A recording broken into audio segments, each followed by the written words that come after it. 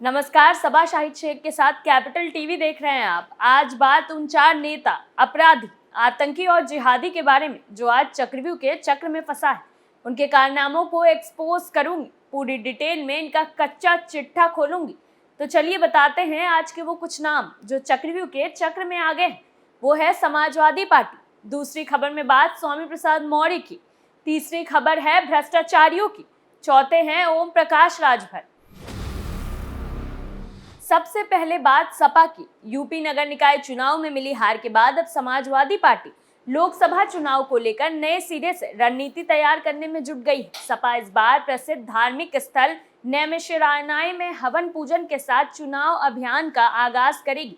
9 जून से नैमिषारण्य में सपा के चुनाव अभियान की शुरुआत होगी। यहाँ पर सपा कार्यकर्ताओं का 2 दिवसीय प्रशिक्षण शिविर का आयोजन किया जाएगा, जिसमें कार्यकर्ताओं को डॉक्टर भीमराव अंबेडकर और डॉक्टर लोहिया के विचारों के बारे में बताया जाएगा। सपा के इस कार्यकर्ता प्रशिक्षण शिविर में पार्टी के अध्यक्ष अखिलेश यादव, सपा महासचिव शिवपाल सिंह यादव समेत कई वरिष्ठ नेता मौजूद रहेंगे। सपा नैमिषारण्य से अपने चुनावी अभियान की शुरुआत के साथ धार्मिक आस्थाओं का सम्मान करने का भी संदेश देने की कोशिश करेगी।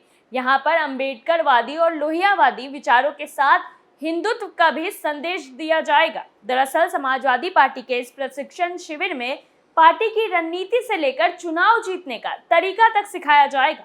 इसमें मतदाता सूची सत्यापन, मतदाताओं को बूथ तक ले जाने के साथ प्रबंधन की भी जानकारी दी जाएगी। इस शिविर की शुरुआत हवन और पूजा के साथ होगी। अखिलेश यादव अन्य नेताओं के साथ 151 वेदी पर बैठक वैदिक मंत्रोच्चार के साथ हवन पूजन करेंगे। इसके बाद ललिता देवी मंदिर भी जाएंगे और देवी देवताओं से जीत का आशीर्वाद भी लेंगे। सपा के इस प्रशिक्षण शिविर में 3000 बूथ कमेटी सदस्य समेत 5000 लोग शामिल होंगे। सभी वरिष्ठ नेताओं से 2 दिन वहीं रहने की अपील की गई। दरअसल सॉफ्ट हिंदुत्व वाली राजनीति के लिए सपा ने नैमिषारण्य को चुना है। यहाँ भी 84 कोसी प्रक्रिया होती है। इस पूरे कार्यक्रम को एक तरह से सपा के टर्निंग पॉइंट के तौर पर भी देखा जा सकता है। सियासी नजर से देखें तो सीतापुर जिला 3 लोकसभा क्षेत्र से जुड़ा हुआ है। हर बूथ कमेटी के कार्यकर्ता को कार्यक्रम में बुलाकर सीतापुर के साथ आसपास के जिलों को भी जोड़ने का प्रयास होगा। यहाँ की 9 विधानसभा सीटों में से सिर्फ 1 पर सपा का कब्जा है, जबकि अन्य सभी बीजेपी के पास है। ऐसे में सपा यहाँ पर अपने संगठन को और मजबूत करने की कोशिश भी करेगी।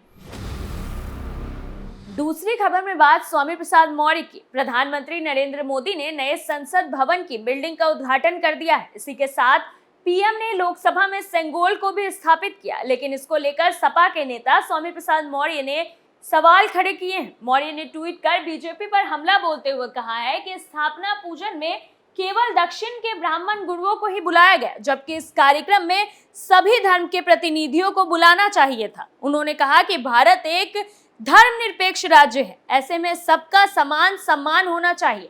तो एक वर्ण जाति विशेष को, वो भी दक्षिण के ब्रह्मचारियों को उद्घाटन में बुलाने का ये क्या तरीका है? स्वामी प्रसाद मौर्य ने कहा, देश में मौजूद सभी धर्मों के धर्माचार्यों को आमंत्रित करना चाहिए था। सारे भारत के और बौद्ध जैन धर्माचार्य क्यों नहीं बुलाए गए? केवल दक्षिण के ही ब्राह्मणों को क्यों बुलाया गया? उन्होंने कहा कि बीजेपी केवल एक ही वर्ग को याद रखती है। बीजेपी देश में ब्राह्मणवाद फिर से स्थापित करना चाहती है। वहीं सेंगोल को लेकर उन्होंने कहा कि लोकतंत्र में राजतंत्र के प्रतीक की आवश्यकता कहां से आ गई, इसलिए सेंगोल को खोज कर ले आई है बीजेपी। उन्होंने कहा कि मैंने देखा कि मेरे ट्वीट करने के बाद बीजेपी ने जल्दी सभी धर्माचार्यों को बुलाया, लेकिन सुबह जब देखा तब किसी को नहीं बुलाया था। हालांकि ये कोई पहली बार नहीं है जब स्वामी प्रसाद मौर्य ने इस तरह का बयान दिया हो। इससे पहले भी मौर्य कई विवादित बयान दे चुके हैं। तीसरी खबर में बात भ्रष्टाचारियों की। उत्तर प्रदेश की योगी आदित्यनाथ सरकार की भ्रष्टाचार के खिलाफ जीरो टॉलरेंस की नीति है। इसी के तहत प्रदेश में काम किया जा रहा है, जिसे देखते हुए सीएम योगी ने अब भ्रष्टाचार पर लगाम कसने के लिए एक और बड़ा कदम उठाया है। नगर विकास विभाग में भ्रष्टाचार पर नकेल कसने के लिए अब निकाय कर्मियों को अपनी चल अचल संपत्ति का ब्यूरो सरकारी पोर्टल पर डालना होगा। इसमें अपनी और अपने परिवार वालों की संपत्तियों का पूरा ब्यूरो देना होगा।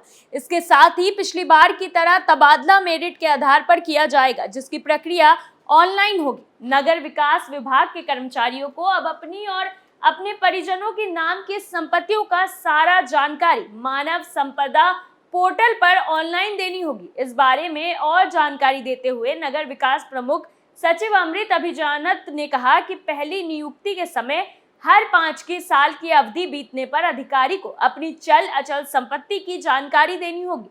इस पूरी जानकारी को ऑनलाइन एनईसी के मानव संपदा पोर्टल पर अपलोड करना होगा। मुख्य सचिव के मुताबिक पिछली बार की तरह इस बार भी तबादला मेरिट के आधार पर किया जाएगा ताकि किसी तरह का हेरफेर न हो सके। इसके लिए सभी कर्मचारियों की परफॉर्मेंस के आधार पर डेटा तैयार किया जाएगा। हालांकि पशु चिकित्सा सेवा के अधिकारियों को इससे मुक्त रखा गया है।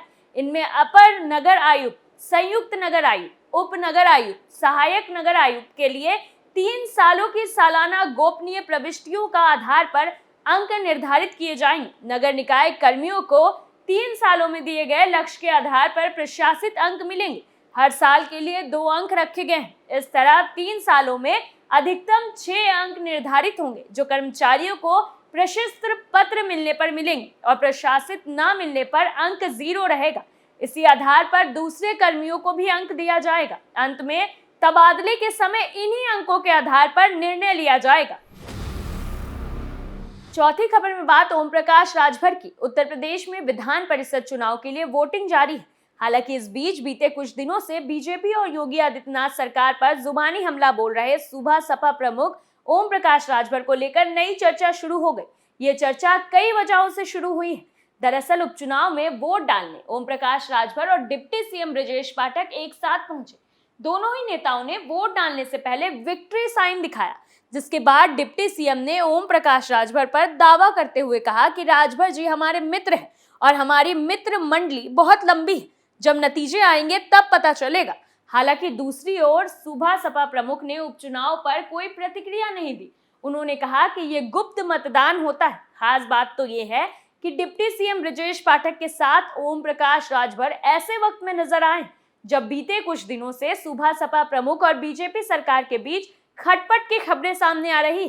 तब ओपी राजभर लगातार बीजेपी पर जुबानी हमला बोल रहे थे। उन्होंने राज्य में कानून व्यवस्था की स्थिति पर भी सवाल खड़े किए थे।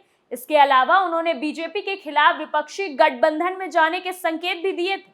इतना ही नहीं, उन्होंने यहां तक कह दिया था कि अगर बीजेपी के खिलाफ अखिलेश यादव, मायावती और कांग्रेस यूपी में एक साथ आते हैं तो वो भी उसका हिस्सा बनना चाहेंगे। सुबह सपा प्रमुख ने कई मौके पर यह बात फिर से दोहराई। अब एमएलसी चुनाव के दौरान ओम प्रकाश राजभर की फिर से ब्रजेश पाठक के साथ पुरानी केमिस्ट्री नजर आई। इन 2 दिग्गजों के साथ कई और बीजेपी नेता तस्वीर में साथ आए, जिसके बाद माना जा रहा है कि ओम प्रकाश राजभर बीजेपी उम्मीदवार का समर्थन कर रहे हैं।